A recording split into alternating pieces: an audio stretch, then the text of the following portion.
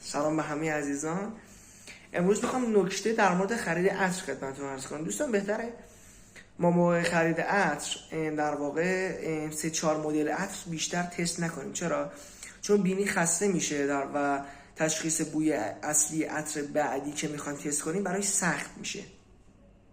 و خدمتتون عرض کنم که بهتره عطرم روی پوست دست تست کنیم، نه روی کاغذ ها در واقع استشمام کنیم بوی عطر. چرا؟ چون زمانی که عطر به پوست بدن میخوره واکنش متفاوتی نسبت به روی کاغذ نشون میده. و اینکه موقعی که میخوایم در واقع برای کسی عطر بخریم و بهش هدیه بدیم، حتما از سلیقه طرف مقابل با خبر باشیم. چرا؟ چون عطر در واقع سلیقه‌ای ترین هدیه‌ای که میتونیم به طرف مقابلمون بدیم.